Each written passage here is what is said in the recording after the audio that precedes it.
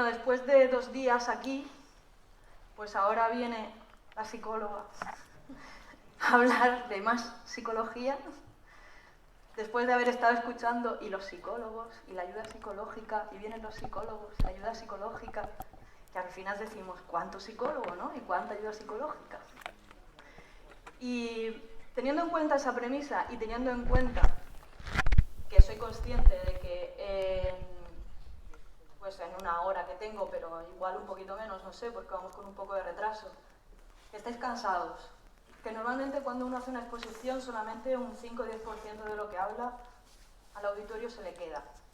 Que vamos a hablar de un tema que a lo mejor no nos es muy atrayente, o sí, no lo sé. Con esas herramientas parto y mis objetivos van a ser solamente 2. Intentar que al menos os sensibilicéis con la importancia que hay que darle a nuestra salud mental, porque es nuestra vida, somos nosotros como personas, es lo que nos da identidad realmente, y que intentéis poner algún día algo en marcha para poder mejorarlo. Porque a veces todo son promesas. Salud física, muy importante cuidarse, ¿no? Voy a hacer deporte, voy a dejar de fumar, voy a comer mejor, ¿no? ¿A alguien le suena esto? Vale. Y en cuanto a nuestra salud mental, cuando nos sucede algo que nos impacta emocionalmente, ¿hacemos algo? ¿O es que somos así? ¿O es que la vida es así? ¿O es que este es rarito? ¿No? ¿O es que, bueno, es que tiene la cabeza un poco para allá? ¿No? La personalidad, la característica de personalidad a nuestra salud mental le damos como un carácter siempre de normalidad. Os voy a poner una definición muy rápida. ¿Qué es la salud? Y no me la he inventado, ni he querido poner algo muy genérico. La salud es un estado de completo bienestar físico, mental y social, y no solo ausencia de enfermedades. Organización Mundial de la Salud. Bienestar físico, mental y social. El ser humano es un ser social por naturaleza. Necesitamos redes de apoyo, y eso es un componente fundamental que tenemos que cuidar. Por otro lado, tenemos nuestro componente físico, que es un poco el que hemos hablado, que tenemos que cuidar también, pero es fundamental nuestro componente mental. Y ojo, una noción muy importante y un aspecto muy importante, no solamente ausencia de afecciones o enfermedades. Aquí se introduce el concepto de prevención, algo que se ha estado hablando a lo largo de estas 2 jornadas. Prevenir, prevención. ¿Qué hacemos para prevenir? ¿O vamos al psicólogo cuando ya no podemos más y cuando nos han desbordado todos los problemas? ¿Por qué no prevenimos antes? Como bomberos, como rescatadores, ¿os entrenáis físicamente para poder estar en mejor estado físico? Entiendo que muchos de vosotros sí, ¿no? ¿Nos entrenamos psicológicamente? Bueno, a lo mejor algo, pero ¿lo suficiente? No lo sé, lo dejo ahí. Vamos a ver, ¿le damos entonces importancia a la salud mental? ¿Creemos que es importante? ¿Sí o no? A ver, vamos a ver. ¿Sí? Vamos a hacer una prueba entonces. Si tu hijo, un niño pequeño, se cae y se da un golpe en la cabeza, ¿qué hacéis? ¿Perdón? Cogerlo.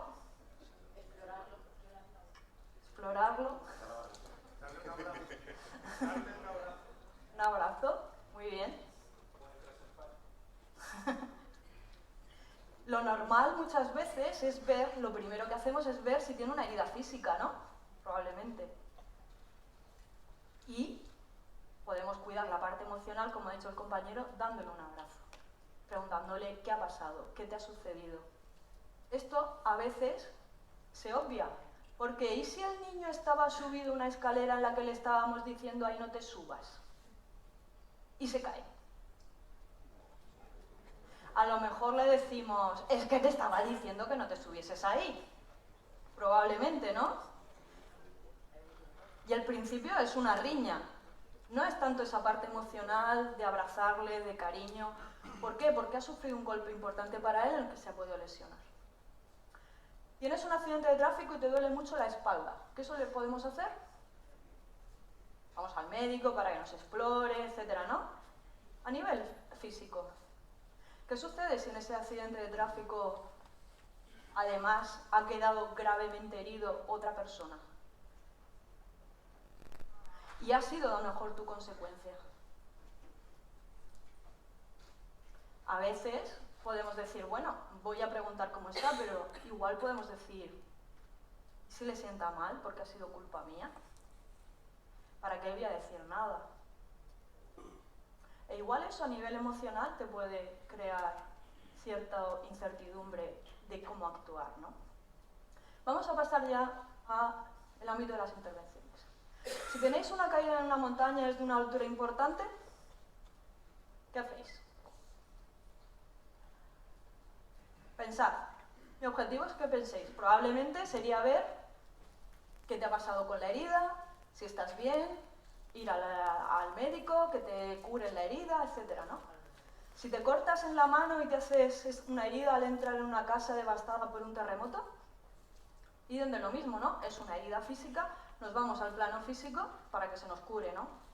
Es lo más sencillo y es lo que se suele hacer. Si el humo de un edificio en llamas te deja sin respiración, pensad, ¿qué haríais? ¿Y si te golpeas la cabeza rescatando a una niña de una cueva? Pensad. Ahora bien, ¿y si de repente esa niña que estás rescatando te recuerda a tu hija?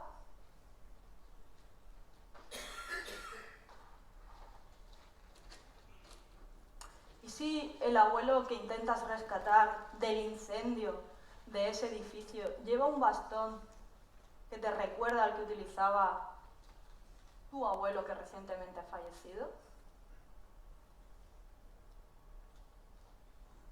O en la casa devastada por un terremoto encuentras a una familia entera fallecida, niños pequeños, los padres, los abuelos. ¿Qué haríais? ¿Qué hacéis? ¿Cómo reaccionaríais?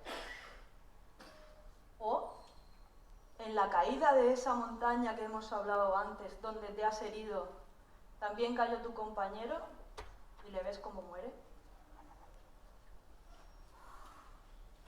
Aquí ya un poco el escenario cambia, ¿no? Cambia bastante. Hemos pasado de unas situaciones en donde solamente teníamos heridas físicas a una situación en donde tenemos probablemente un impacto emocional que puede dar lugar o no a una herida emocional o psicológica. ¿Y qué hacemos entonces? Pues el micrófono no sé si se sigue escuchando. Ah, vale.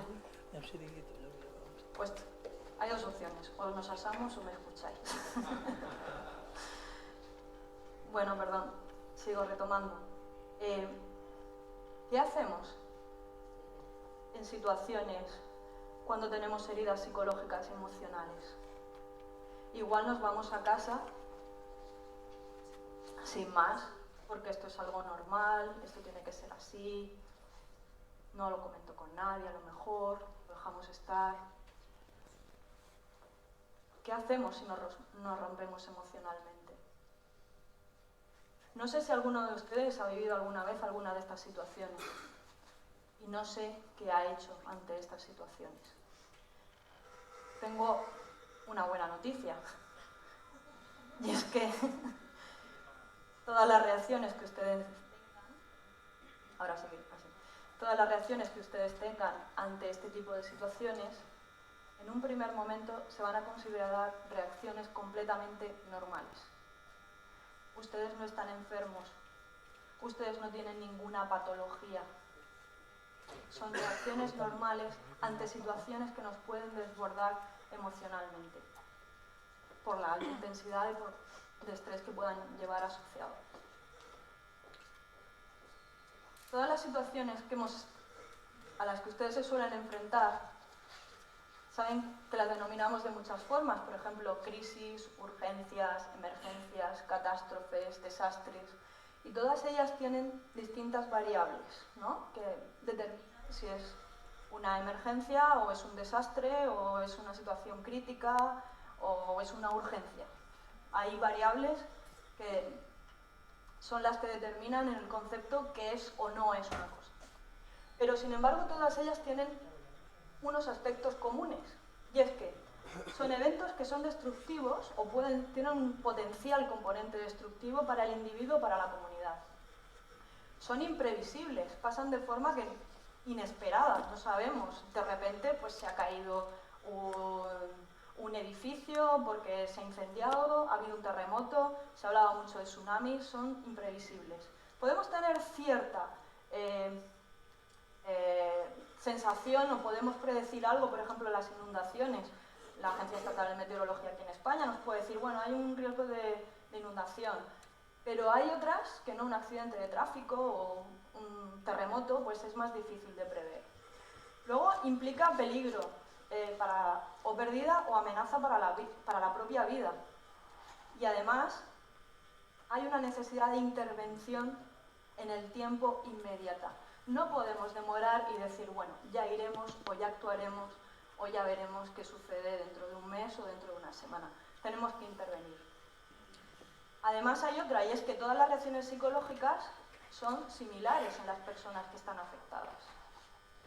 Es decir, normalmente tenemos que cuando hay una situación de catástrofe, de desastre, o hay una gran alarma social donde los medios de comunicación están muy implicados, pues entonces sí que desarrollamos esa asistencia psicológica o llevamos psicólogos o hay que cuidar más a la población que se ha afectado. Pero ¿qué sucede con nuestro día a día? ¿Qué sucede ahí? Tenemos, como yo digo muchas veces, víctimas de primera y víctimas de segunda. Dependiendo de la repercusión mediática del número de fallecidos que haya ocasionado el incidente, aportamos más recursos, incluso proporcionamos asistencia psicológica, o por el contrario, si has tenido un accidente y ha fallecido tu hijo en un coche, como nadie se ha enterado, ahí nadie te ayuda. Tenemos ya las variables disruptivas controladas.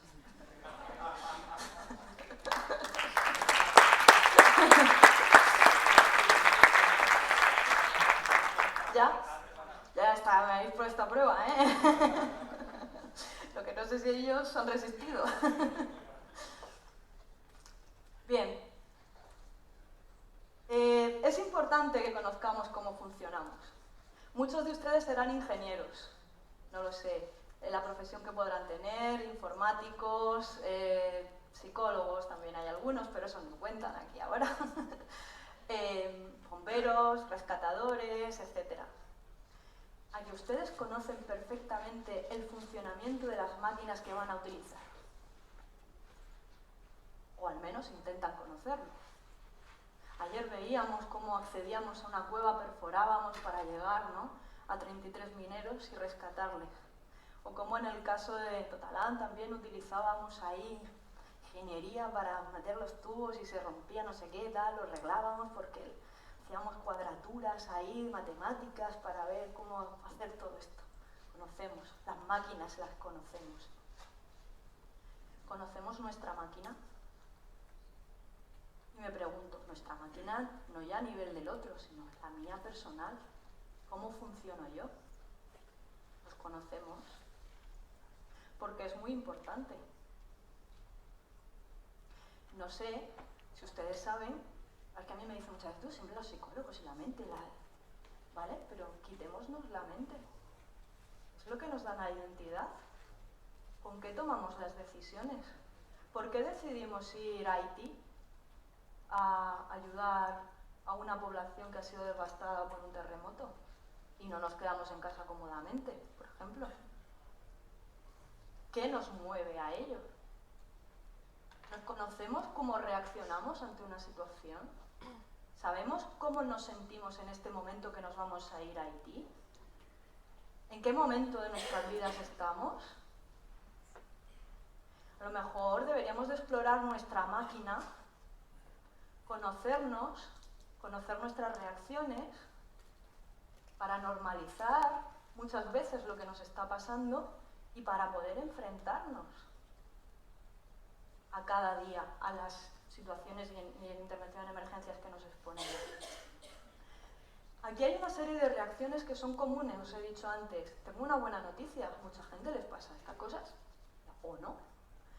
Pero si suceden son reacciones normales. Y estoy hablando de reacciones no ya tan a corto plazo, es decir, en momento inmediato, sino cuando pueden pasar ya unos días, unas semanas. Por ejemplo, aumento de la sensibilidad o ganas de llorar.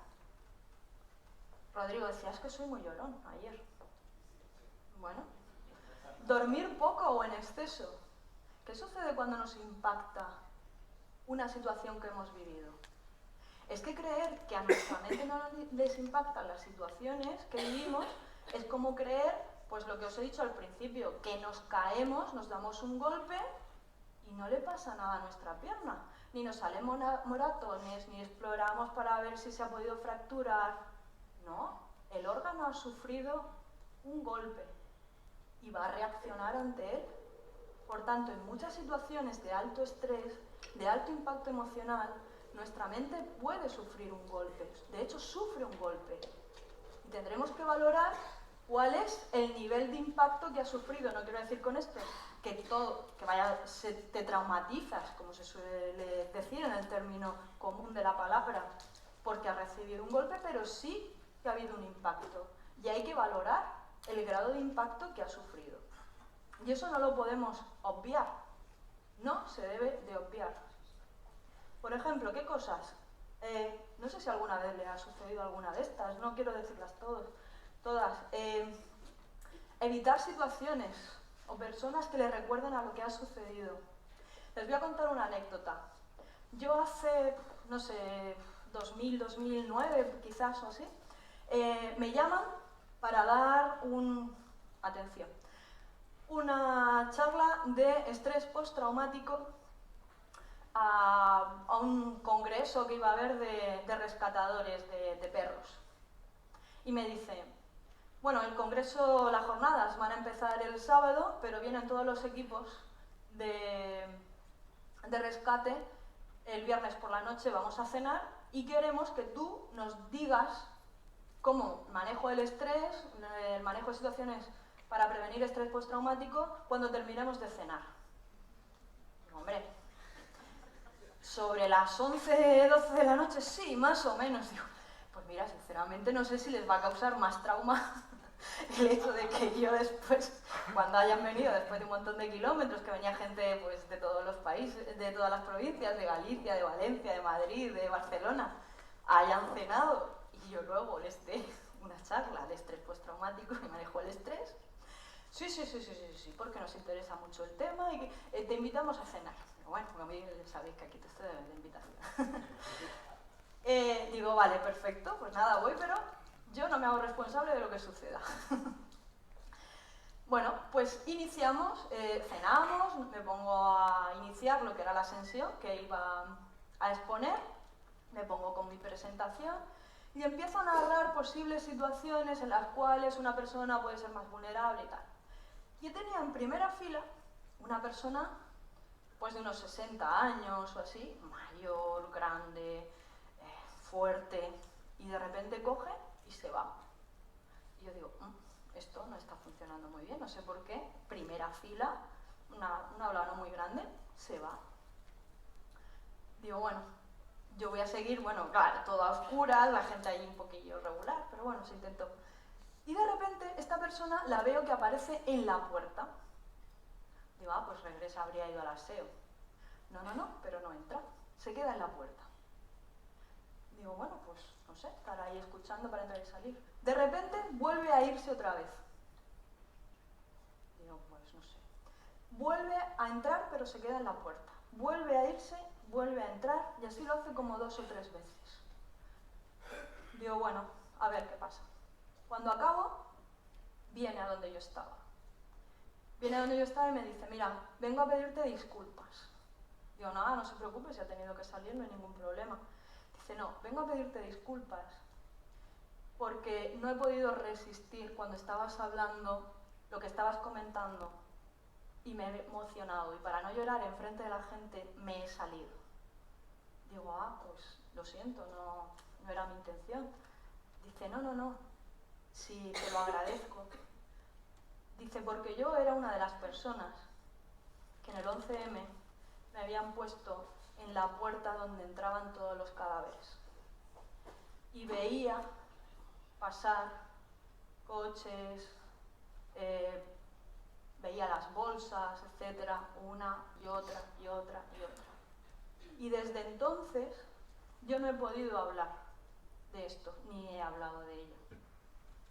Y claro, ahora, al contar tú algunas situaciones, me ha venido a la memoria eso y me he derrumbado.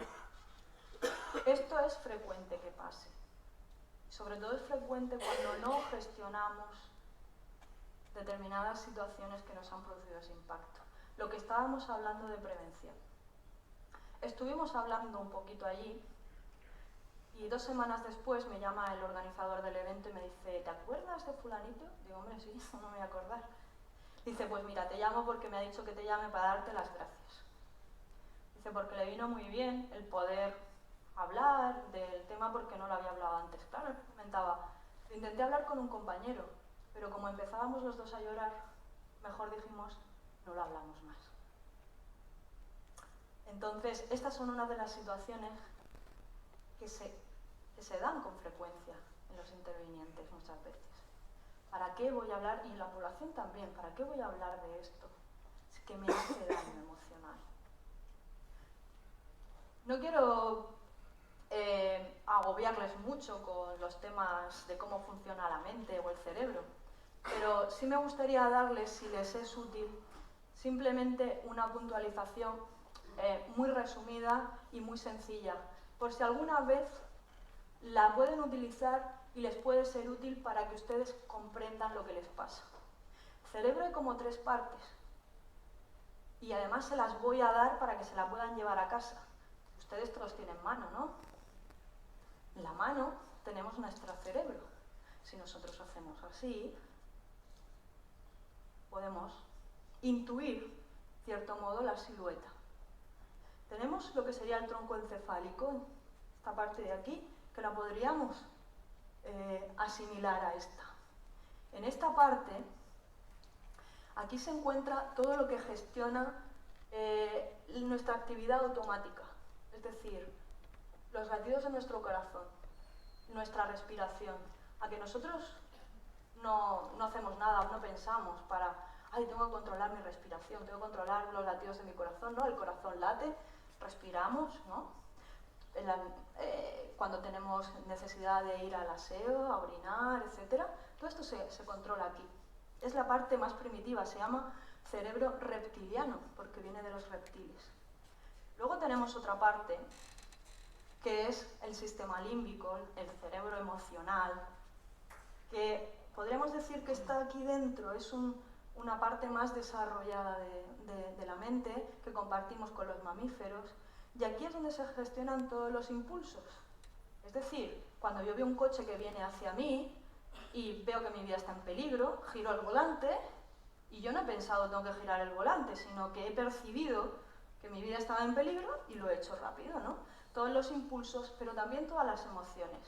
La ira, la rabia, el amor, todo se gestiona aquí. Luego tenemos el neocórtex. En el neocórtex, que es la parte más frontal, en realidad son unos 4 milímetros, que es lo que nos diferencia de los mamíferos, y aquí parecemos que los humanos somos una nueva especie, vamos, el no va más, pero en realidad no tenemos unas grandes diferencias con otros animales como los mamíferos. Y aquí es donde está la gran diferencia del ser humano, que es la razón, que es la parte cognitiva, el razonamiento, el darle sentido a las cosas, ¿vale? Esto es lo que nos dice en muchas ocasiones, yo es que este tío lo mataría. Entonces la parte cognitiva te dice, hombre, a lo mejor no hay que llegar a tanto. ¿Vale? A lo mejor espérate un poquito, ¿no? Que tu emoción te dice, ¡buah, esta situación es catastrófica! Pero tu parte racional te dice, bueno, a ver, vamos a ver cómo la puedes manejar o cómo la puedes gestionar, ¿no? ¿Por qué os digo esto? Porque cuando nos movemos en un plano emocional, es normalmente si estamos en una situación de alto riesgo, de alto estrés, lo que sucede es que nuestra mente, nuestro cerebro se pone en plano supervivencia y sobre todo en plano emocional. Y como es supervivencia, lo que se activa muchas veces es el sistema nervioso autónomo, que es aumento pupilas, aumento latidos, aumento respiración. ¿Por qué? Porque esto nos viene de las cavernas, no es que lo hayamos inventado nosotros ahora. Si nos viene un león, estamos en una situación de peligro, tenemos tres opciones. O nos enfrentamos a él si creemos que podemos con él, salimos corriendo porque decimos, mejor me voy de aquí y además creo que puedo escapar, o otra reacción también es que me quedo paralizado, ¿no? Y ahí se activa ese mecanismo. Cuando pasa un tiempo ya sí que entra la razón a decir, bueno, voy a ver cómo gestiono esto, ¿no? ¿Por qué digo esto? Porque estas son reacciones que les pueden suceder a ustedes. Y cuando nos ponemos en modo supervivencia, las conexiones que hay entre el plano, llamémosle 2, con el plano que llamémosle 3, se bloquean. No hay posibilidad, o es muy complicado, que la razón pueda interferir o dominar a la emoción. O pueda decirle esto no lo hagas. Un ejemplo, que no tiene nada que ver con las emergencias. No sé si muchos de ustedes tienen pareja. Y algunas veces las parejas se ponen un poco irresistibles. Y queremos decirles que, bueno, eso no es así. Si están en un plano emocional, es muy difícil que por mucho que nosotros intentemos hacerles comprender o ver que lo que están haciendo o lo que han hecho estaba mal o no nos ha gustado, nos vayan a entender. ¿Por qué? Porque estamos en planos distintos.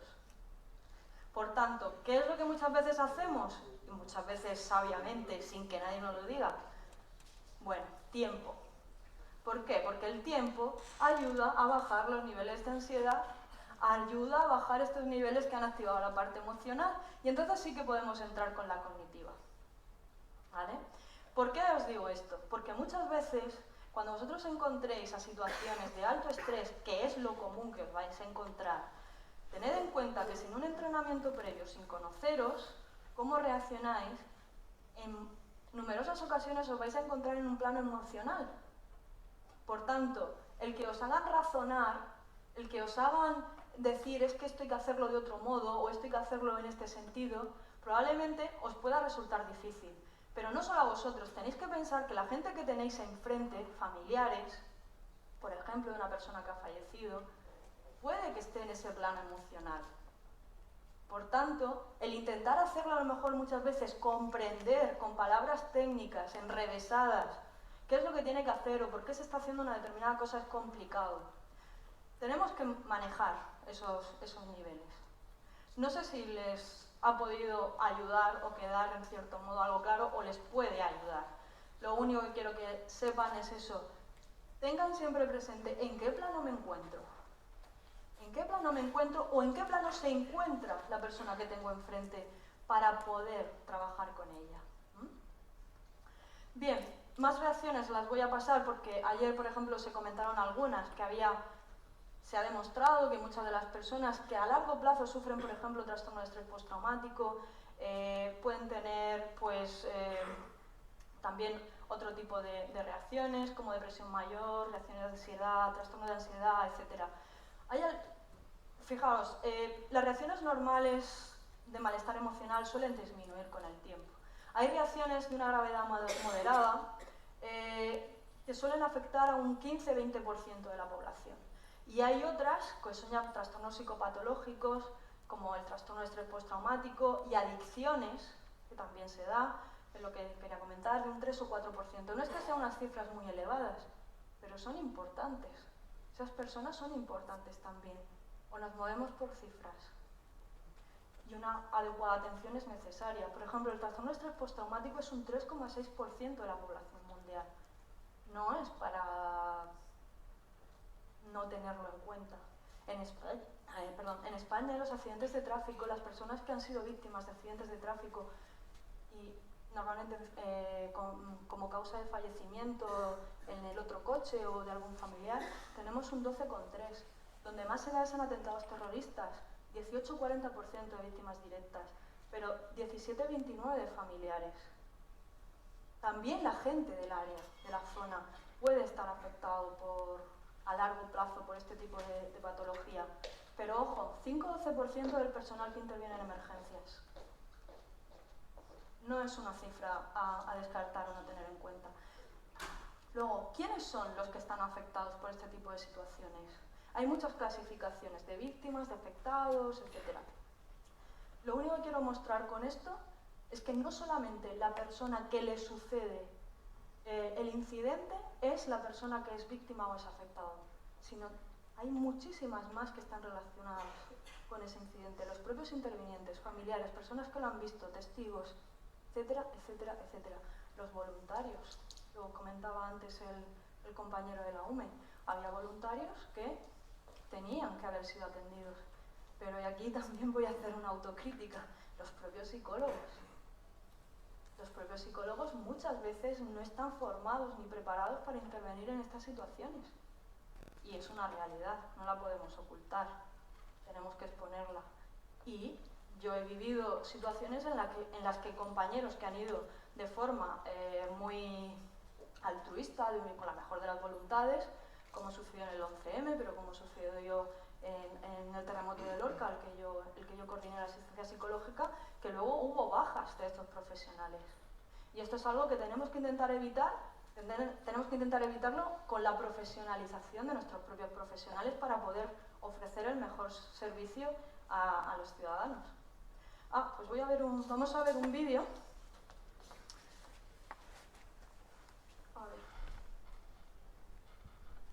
Vamos a ver un vídeo lo he sacado de un documental que hicieron en televisión, para que vean un poco, después de mucho tiempo después del atentado terrorista del 11 de marzo, lo que comentaban algunos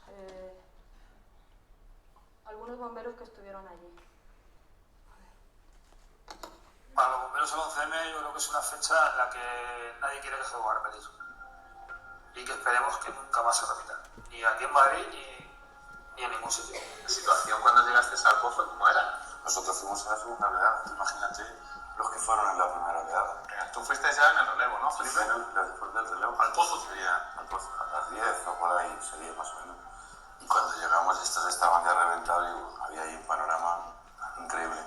Recuerdo que cuando llegamos había todavía cuerpos, un cuerpo o dos, arriba en la marquesina del metro. Era increíble los acordonamientos del personal, de policía, todos ya nos dejaron entrar solo.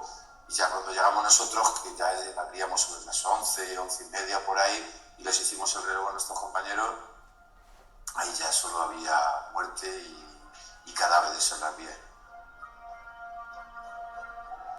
Había un montón así de bolsos sonando los móviles. La gente intentando localizar a los familiares. Dices, ¿qué hago? Y el escuchar Se ha parado el vídeo. los móviles te ponen la carne de gallina, porque claro, empiezas a pensar, esa gente está llamando a familiares suyos que saben o que pueden estar dentro. Te entran ganas de coger el bolso y decir, pues mira, no puede o tal, pero la verdad es que te llega dentro y piensas, pues eso, lo peor, que esa persona seguramente está en la vía ya dentro de una bolsa negra muerta y que no le va a poder contestar ya nunca más. Por desgracia esas cosas se nos quedan grabadas ahí y cuando queremos hablar por eso un poco nos cuesta, ¿no? Quieres hablarlo para no recordar esos momentos y a lo mejor es verdad, hay que hablarlo y como estamos haciendo ahora y recordarlo un poco y así te alivia, pero lo pasan mal, es duro. Hasta que no vives esas sensaciones, esos olores y esos rollos no te das cuenta, pero en ese aspecto somos unos pobres desgraciados. Sí, tenemos que vivir. Yo como digo, cuando los demás salen corriendo nosotros tenemos gente. Nosotros volvemos para adentro. Es lo jodido. Fuimos en dirección contraria. Muchos compañeros de los míos que llegaron acompañaron a mucha gente en sus últimos momentos de vida porque estaban reventados y entonces un poco pues el consolarles, el darle la mano y me imagino que moriría en sus manos. Tuvo que ser duro. Entonces, por eso.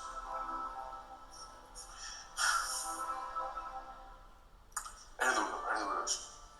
Y el recordarlo no creo que sea muy bueno ni para mí mí, ni para ellos, ni para nadie. No sé. Lo siento.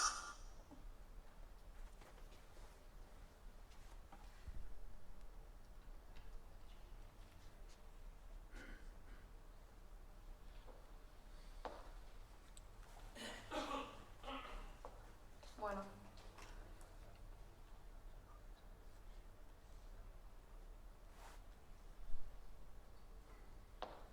No sé si algunos de ustedes se han sentido de algún modo reflejados con lo que comentaban los compañeros. Esta es otra de las cosas que quería comentar.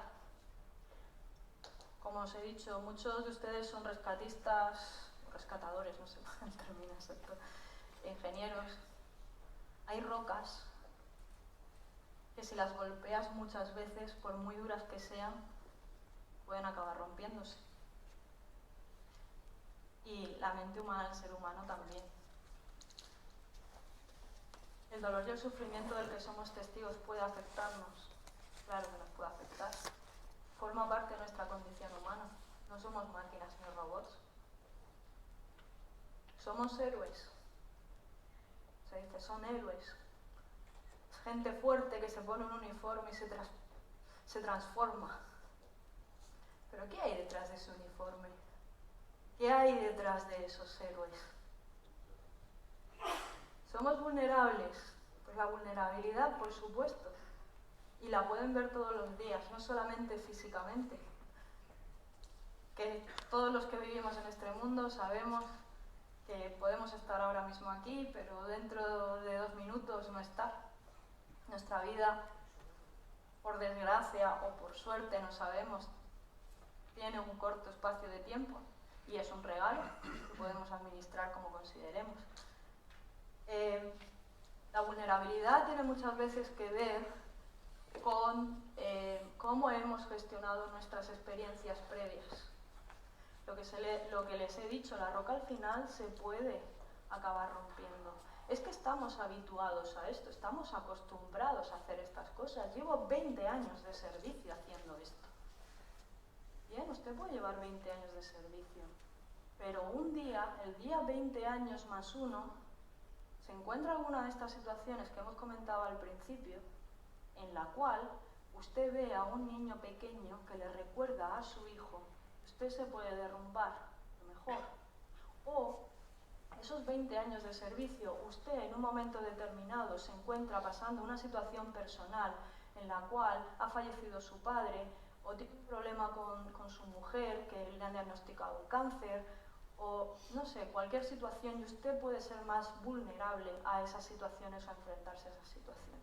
Y usted eso lo tiene que saber cuando va a trabajar y a exponerse a estos incidentes. ¿Y en desastres? Pues en desastres esto se suele multiplicar. Por tanto, sí que estamos en riesgo de padecer daños psicológicos y emocionales. ¿Y cuándo más?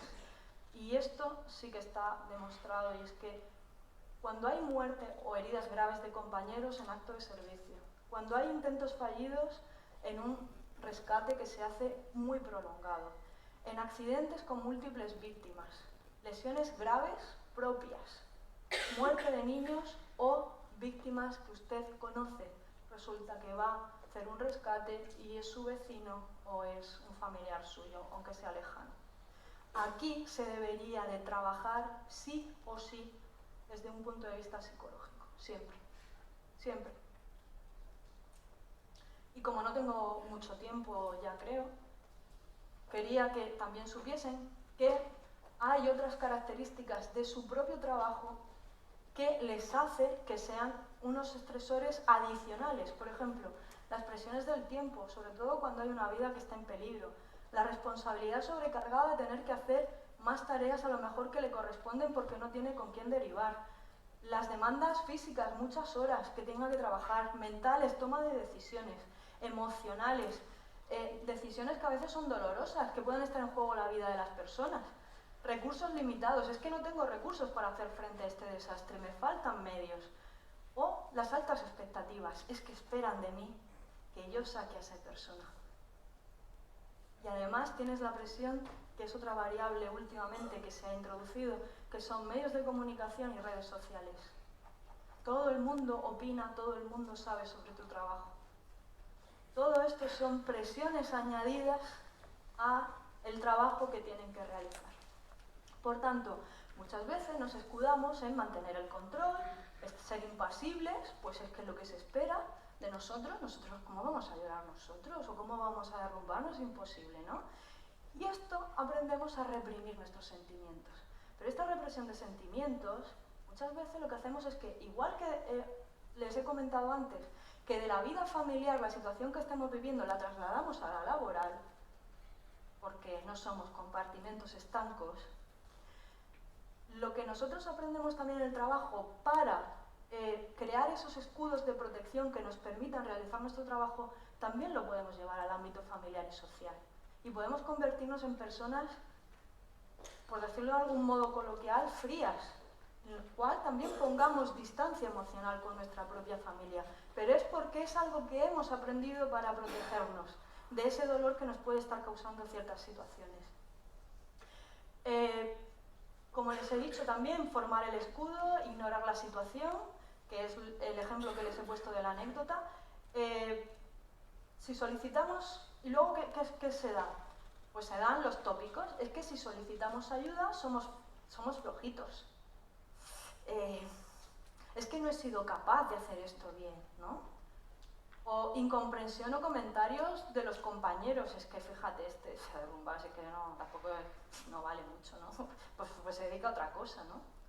Por ejemplo, ¿a alguien se le ocurre un ordenador en el cual tenemos el hardware estupendo, que sería nuestra parte física, el software sufre algún problema determinado, se nos rompe y no lo arreglamos? ¿Pensamos que el ordenador es que está mal? ¿Le calificamos? ¿Qué hacemos con nuestro software? ¿Qué hacemos con él? Es nuestra mente, es lo que nos hace funcionar. Luego, tengo otra buena noticia. Hay factores que modulan la respuesta. Por ejemplo, el propio suceso, las características del suceso, la población, el número de población, dimensiones que se ve afectada, la percepción nuestra que tenemos, nuestra propia personalidad, las experiencias de vida que hayamos tenido, si hemos aprendido de ellas o no hemos aprendido de ellas. Esto es muy importante. Y los propios recursos que tenemos. ¿Qué recursos cuento yo para poder enfrentarme a estas situaciones? Con todo ello, 3 cosas muy importantes. Y de ese 10% que les he dicho, que a lo mejor se les queda de todo lo que les he hablado, por favor quédense con este. Conózcanse, conocimiento. Conozcan las situaciones a las que se van a enfrentar. Conozcan, evidentemente, el trabajo que desarrollan. Formación. Hay que formarse, nosotros, pero también a la población. Pero ojo, hay que implementar las medidas. De nada sirven los planes de protección, de nada sirven los protocolos que podamos diseñar. Yo conozco cientos de protocolos que están muy bonitos en un PDF en la web o impresos en un libro, en una estantería, en un despacho de una Dirección General de Emergencias. Y la población no los conoce. Pero no solamente conocimiento, les he dicho que hay 2 estatus, 2 niveles. Si nosotros hacemos simulacros en los cuales, sí, venga, vas a dar una alarma, salimos, pero no implicamos a la parte emocional, no se crea la impronta en la mente. Y probablemente, cuando hay un terremoto, tú vas a reaccionar con tu parte instintiva. ¿Por qué? Porque solamente lo que has practicado se te ha ido al neocórtex, a la corteza cerebral. No ha habido conexión entre el neocórtex y la emoción. Por tanto, para quien corresponda, ya que utilicemos los simulacros, ya que utilizamos los planes de emergencia, conozcamos cómo funciona el ser humano para que sean más efectivos. Por último, no solamente vamos a trabajar cuando sucede algo, debemos de trabajar desde la prevención. Selección de personal adecuado, deberíamos de trabajar más en selección. Formación técnica, pero también física y también psicológica. Valorar, como os he dicho, el momento vital. Durante, ¿qué podemos hacer? Cubrir necesidades básicas es muy importante. Periodos de descanso. Tomar conciencia de vuestras reacciones. Sabed cómo estáis reaccionando, si es normal, si no es normal, qué estoy sintiendo ahora. Cogeros la emoción y llevárosla al trabajo. No pasa nada, sois humanos. Y facilitar vuestra descarga emocional. Tenéis que abrir una vía aérea de ventilación en vuestra mente que aporte oxígeno. Tenéis que descargaros emocionalmente. Y después, recuperar rutinas, hábitos. Daros permiso para sentir lo que estáis sintiendo. Es normal. Cuando pasa ya más tiempo, a lo mejor un mes, y seguís a lo mejor sin poder dormir bien, sin descansar, tenéis problemas con la alimentación, os vienen flashbacks, escenas imágenes de la escena que habéis vivido, ya sí es más preocupante, pero en un primer momento no, sois personas normales, con reacciones normales ante situaciones anormales. Y pedir ayuda si la necesitéis. Por último, 8 cositas muy sencillas para la población, porque vosotros también podéis ayudar a la gente a que en estos primeros momentos inicie un proceso de recuperación desde un punto de vista preventivo. Lugar seguro, no solamente físico, aquí está usted a salvo, sino emocional, muy importante. Cubrir las necesidades básicas, comida, bebida. ¿Por qué? Necesitamos cubrir la parte reptiliana. Proporcionar información veraz y de forma constante. No me vale, me reúno una vez al día con la familia. Esto es una UCI. Tiene que haber alguien de enlace que pueda estar. No, es que usted hasta las 12 no va a tener información. Ya, pero es que son las 8 de la mañana, ya, pero es que hasta las 12 no va a tener ninguna información porque es lo que se ha establecido. Pues hay que dar la información que sea, aunque no tengo más información, cuando las familias y las personas lo demanden. Eso les proporciona seguridad. Y eso es una de las cosas más importantes que nosotros tenemos que hacer, proporcionar seguridad, y no física, sino también emocional. Implicarles a las tareas, claro, evidentemente si no hay riesgos para la vida de las personas, pero hay que implicarles, hay que involucrarles. Escucharles sin juzgar. Es que fíjate cómo se ha puesto. Claro, está en una situación límite. Nadie sabe muchas veces cómo vamos a reaccionar ante una situación límite. Aceptar los sentimientos. Realizar, esto es muy importante para ayudarle a gestionar esas vivencias. Os he dicho antes, cuando yo conecto hoy, ¿qué es? ¿18 de octubre? 19 de octubre. Cuando yo conecto hoy con lo que os estoy diciendo, con algo que me pasó hace 7 años, ¿por qué es? Pues básicamente es porque a lo mejor lo que a mí me pasó hace 7 años no lo integré bien en mi mente, no lo gestioné bien, y por eso ahora la mente son conexiones todas, son caminitos. Y hoy te hago clic aquí y la mente te lleva a la situación que te evocó la misma emoción que estás sintiendo en estos momentos. Por tanto, hay que gestionar, hay que integrar todas estas situaciones que nos han resultado de alto impacto emocional. Y para ello, podemos empezar ayudándole a las familias, a la gente que atendemos, con resúmenes de su exposición, parafraseando lo que nos están diciendo. ¿Por qué? Porque con esto estamos activando la parte cognitiva, que esas personas van a estar en un plano muy emocional, hemos dicho. Y con ello podemos ayudar a activar la parte cognitiva y, por tanto, modular la parte emocional. Y, muy importante, facilitarles redes de apoyo. El ser humano necesita estar rodeado de gente que le quiera, de sus familiares, de sus amigos, etc. Para finalizar, tenemos muchas guías que nos dicen la importancia de la asistencia psicológica, incluso el objetivo 3, los objetivos de desarrollo sostenible, salud y bienestar. Tenemos la estrategia de la OMS de salud mental, en donde dice que los Estados miembros deben propiciar los mecanismos de respuesta necesarios para ello. Tenemos incluso directivas de la Unión Europea. Tenemos un montón de legislación en España, asistencia a víctimas del terrorismo, de accidentes de aviación civil, de trenes, etc. Pero ¿cuál es la realidad? Nuestra realidad. No tenemos cultura preventiva, tenemos un sistema de respuesta reactivo. Además, 24-48 horas, como yo digo, muchas veces enterramos al fallecido y nos vamos a nuestra casa, fin. ¿Qué más se supo de la familia? No, nuestro trabajo ya no va más allá. Bueno, pues si nuestro trabajo no va más allá, tendremos que crear redes para que otros lo hagan. O ya dejamos a las personas, ya son 24 o 48 horas. Focalizados en grandes catástrofes, lo que les he comentado, ¿qué pasa con el día a día? ¿Qué pasa con todas esas personas que se suicidan, con las familias de las personas que se han suicidado? ¿Qué pasa con los accidentes de tráfico? ¿Qué pasa con la violencia de género? ¿Qué pasa con las situaciones cotidianas? Los hemos visto al principio, no sé si situaciones de alto impacto, yo algo menos porque que otra persona que ha tenido un accidente de avión y entonces esa familia sí, porque han muerto 150 personas y entonces yo soy un familiar de ellos y por tanto me atiende. Pero si yo he tenido un accidente en el cual solo ha fallecido mi hijo, pues lo sentimos, no tiene usted asistencia psicológica. Estamos en manos principalmente los psicólogos, voluntariado. No podemos seguir en un modelo basado en voluntariado. Tenemos que profesionalizarlo. ¿Por qué? Porque nos encontramos muchas veces con personas que no saben ni lo que están haciendo. Y tenemos una responsabilidad.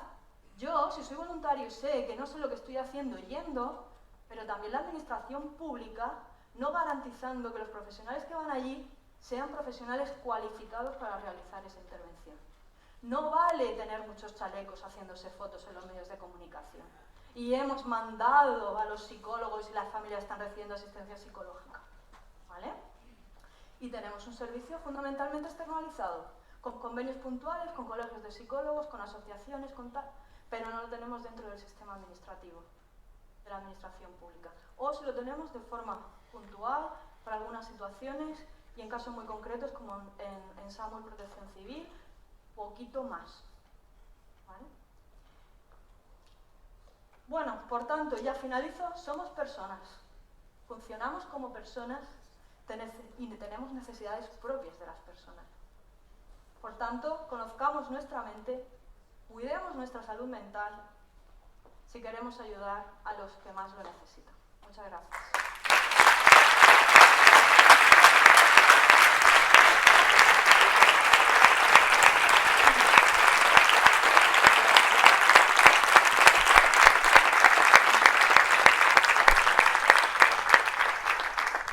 Tienen aquí si quieren contactar conmigo y si tienen alguna pregunta estaré encantada también de responder. ¿Vienes conmigo? Mi presentador.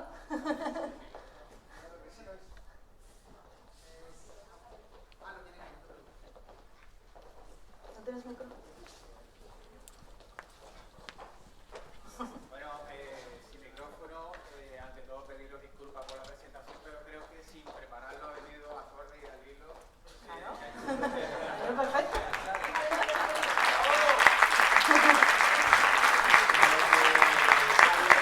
Que una persona formada y uniformada puede entrar en bloqueo y verse desbordada en cualquier situación. Lo ha hecho queriendo, que si tenéis alguna pregunta para ella. María. Tú no vales, Rodrigo. No, muy Perdón. Primero me revolviste como lo hablamos la noche de ayer, te felicito. Gracias. Y me encantó que me desarmaras. Pero dijiste una frase muy fuerte, un concepto que ¿qué pasa si se accidenta tu hijo?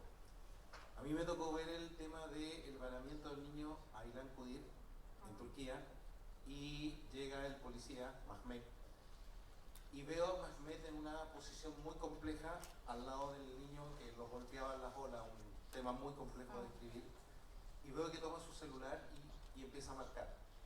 Y empieza a hablar rápidamente, y bueno, el otro policía habla inglés, así que le iba traduciendo, y le dice, ¿está mi hijo?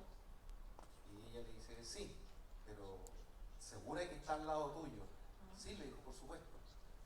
Déjame hablar con él. Y el niño le dice, papá, y corta.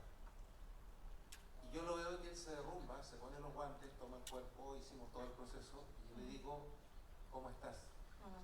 Es que mi hijo estaba vestido igual que él hoy en la mañana cuando salí. Exacto. Y ahí se desmorona. Y no puedo seguir más porque no sé.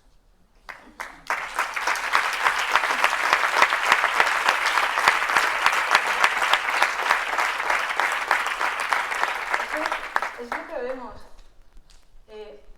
Nosotros, o ustedes, cuando entran a una cueva, hay desprendimiento de rocas, o tienen tuberías en las cuales hay tapones, necesitan liberarlos, ¿no? Hay veces que hay que liberar las salidas. ¿Por qué no liberamos las conexiones neuronales de nuestras redes neuronales que taponan esas emociones? ¿Por qué no cuidamos nuestra mente? Es lo que nos da nuestra identidad. Pero lo que he dicho al principio es que eso es normal, son cosas que pasan. Somos así. Y pasa un día, y pasa otro día. Y la tubería sigue atascada. Y cuando su mente tiene que pasar por esa tubería para enlazar una emoción con un hecho que acaba de presenciar, pues se atranca. Se atranca. Sí. Amena. Hola. Yo también tengo una pregunta que bien has dicho y también se ha comentado antes, que no todos están cualificados para asistir a estas cosas. Y mi pregunta es, nosotros los psicólogos, ¿cómo nos preparamos también para poder dar esa asistencia? Porque yo, por ejemplo, desde mi casa veo la noticia de cualquier catástrofe y también echo a llorar. Y ya el día de mañana, que estoy ya terminando la carrera, me gustaría también poder intervenir y ayudar, y me gustaría saber cómo podría. Bueno, a ver, ahí tienes que hacer una doble formación, una a nivel personal y otra a nivel profesional. Si te sucede eso, pues primero tendrás que ver a nivel personal lo que he comentado, qué cosas son las que te conectan ahí para que tú reacciones de ese modo. Y una vez que tú te trabajes lo que a ti te sucede, también tendrás que valorar qué razones son las que te llevan a querer trabajar en ese ámbito.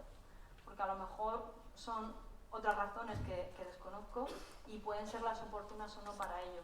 Y luego, pues, a nivel de formación profesional.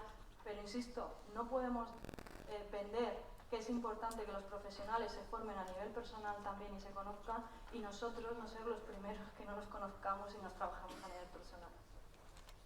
¿Sí? ¿Alguna más? Sí. ¿Consejos para hacer esa prevención que tú dices? ¿Cuál de ellos? De... La prevención que tú dices para prepararnos a hacer esa prevención. Sí, a ver, normalmente se trabaja mucho desde el punto de vista formativo. Pues en cursos de gestión de estrés, cursos de cómo enfrentarse ante situaciones críticas. Yo iría un paso más allá. Los cursos son importantes, pero le digo lo que le he dicho a la compañera. Hay que trabajarse a nivel personal también. Y para ello se deberían de propiciar las oportunidades o las herramientas adecuadas para que usted en este momento, si necesita, además de formarse a nivel técnico, incluso a nivel formativo de qué reacciones son las mías, cómo reacciono, cómo no reacciono, a nivel neocórtex, sería importante que alguien también pudiese trabajar con usted la parte emocional y ver qué experiencias previas ha tenido, cómo las ha afrontado, cómo las ha integrado y cómo las ha gestionado. Porque si no, estamos solamente en un plano cognitivo. Y volvemos. La tubería puede estar atascada en cualquier modo. No sé si le he contestado. ¿Sí? ¿Alguna más?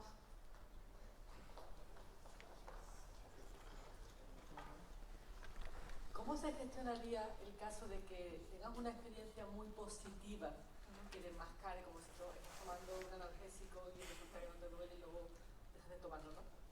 Tienes una experiencia muy positiva, enmascaras un dolor, Sí. y ese dolor lo vives un año más tarde, ¿no? O sea, ¿cómo gestionas esa...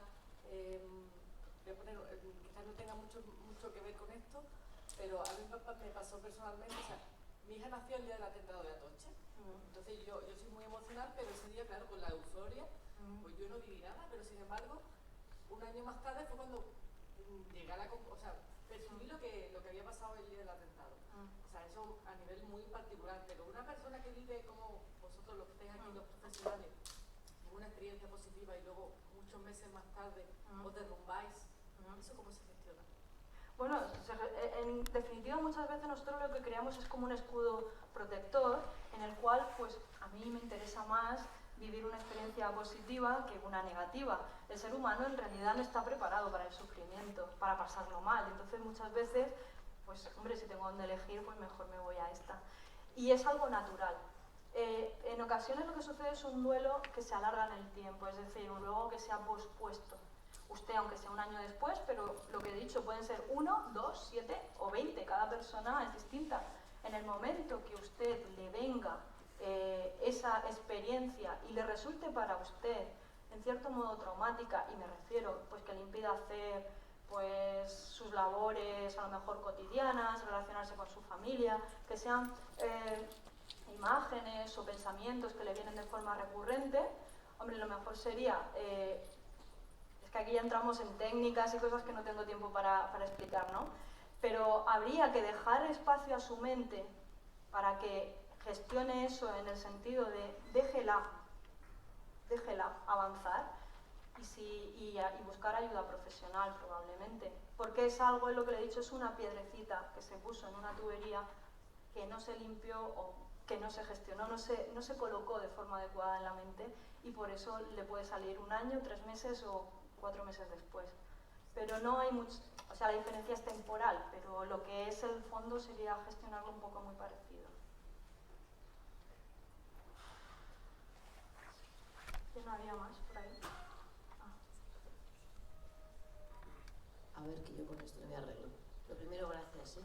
Y lo segundo, decirte que no es una duda. Es decirte que gracias a Dios creo que pasito a pasito estamos mejorando. Soy médico de un sistema de emergencias, que como los compañeros del SAMU ya hemos puesto psicólogos. Pertenezco a Cruz Roja y hemos hecho una ERI de psicosocial, que a pesar de ser voluntarios, intentamos que sean psicólogos formados, que son los que nos acompañan incluso a accidentes de tráfico.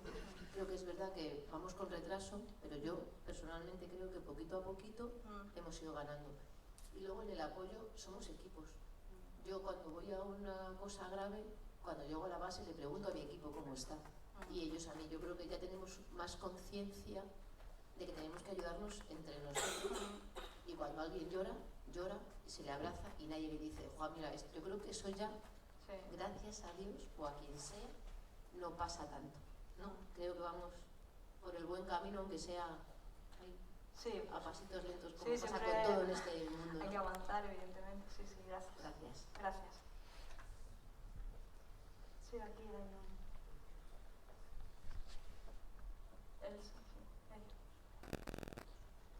María Antonia, soy Juan Manuel Real.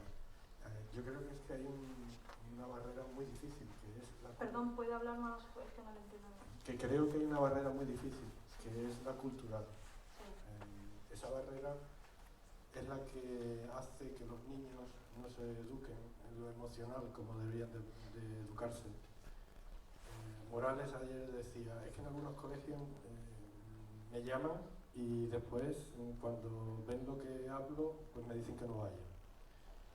He asistido a muchísimos simulacros a nivel de funcionarios y es que hay un malestar tremendo cada vez que se hace uno, no digo ya en los colegios, y ese vínculo emocional básico es esencial en todas las cosas de la vida, pero en esto que es prevención mucho más. Entonces, es que es muy complicado culturalmente darle la vuelta a eso.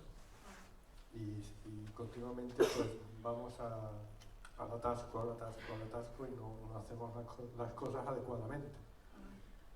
¿Cómo crees tú que se podría invertir esa situación? A ver si entiendo bien. De poder crear en los centros educativos una cultura más, a lo mejor, de poder involucrarles la parte emocional con lo que se quiere trabajar, ¿no? Teniendo en cuenta que somos cultura mediterránea. Sí, lo sé. A ver, yo estoy de acuerdo, creo que hay un problema, pero no de España y de la cultura mediterránea, sino de las sociedades avanzadas en general. Es lo que le comentaba a la compañera, el sufrimiento, no, lo aíslo, es más, y ustedes lo sabrán, es que ha muerto mi padre, bueno, pero vente conmigo de cañas porque lo que tienes que hacer es olvidarte de esto y los amigos te llamamos para que tú salgas. No, insisto, es que si tú tienes una gripe, a que tienes que guardar reposo un tiempo, porque es un proceso natural que tienes que vivir. Pues si tienes un golpe de esas características, tienes un proceso natural que tienes que vivir y no te lo puede quitar nadie. Lo vivirás con más o menos intensidad, pero lo tienes que vivir. A ver, yo creo que habría que, desde la administración, pero también desde las propias familias, trabajar en muchos niveles. Administración local, provincial, pero también estatal. A mí me gustaría que en los colegios se empezase a trabajar asignaturas de valores, de habilidades sociales, de gestión emocional. Tenemos muchísimas horas en las aulas a los alumnos, pero lo que es básico y fundamental para el día de mañana, que matemáticas son importantes, pero tenemos muchas horas, no se está elaborando. Y tenemos un problema además, no tenemos una sociedad como hace 40 años, en donde la familia era un núcleo muy protector con los hijos, porque la madre no trabajaba fuera, porque el padre también... Ahora hay como una... No digo que sea generalizado, pero quizás la calidad del tiempo, porque no es cuánto tiempo, sino la calidad del tiempo, también se ha alterado ahí. Yo creo que hay que empezar desde abajo, como decía ayer María. Hay que empezar proyectos piloto, desde abajo. Con el aula fulanita vamos a hacer distinto este simulacro y vamos a ver qué pasa. Y ir poquito a poco. Porque si no va a ser complicado, pero no solamente porque desde la administración también está acostumbrada a hacer simulacros de una forma que muchas veces yo digo, ¿y esto para qué sirve? Si se sabe en todo el mundo lo que tiene que hacer y a la hora que va a estallar o a la hora que tiene que ir al incendio, ¿qué hay ahí de imprevisible? No, es que a tal hora va usted, no, a tal hora salgo yo, a tal hora está usted, a tal hora salen las víctimas, a tal hora... Pero, ¿y ahí? Sí, a lo mejor la parte de hábito y tal, sí, operativa, pero la parte emocional, que va a ser la que luego te va a bloquear, probablemente no la estás trabajando. Y habría que empezar a trabajar pequeños escenarios en ese sentido. Pero bueno, si quieres luego hablamos un poquito más. Es que es complejo de... ¿Alguien más? ¿Sería conveniente que después de los grupos que rescatadores, de asistencia a emergencias, cuando salen a una catástrofe o a una catástrofe, un desastre, sería conveniente que todo ese personal estuviera un periodo posterior seguido psicológicamente? Sería positivo. Cuando ustedes vienen de misión, probablemente le hagan analíticas, ver si han tenido a lo mejor alguna enfermedad, le exploran a nivel físico, ¿no? Y a nivel psicológico sería importante, no solamente incluso en ese momento, sino posterior en el tiempo. Claro que sí. ¿Qué voy a decir yo? Bueno, he tenido más preguntas casi que nadie, ¿eh? Bueno, María, desde mi parte como interviniente, agradecerte enormemente la labor que estás haciendo, rogarte que sigas por este camino, por el bien de todos. Y desde la organización queríamos agradecerte tu tiempo, tu dedicación y todo lo que va contigo. Yo también tengo de esto. Muchas gracias.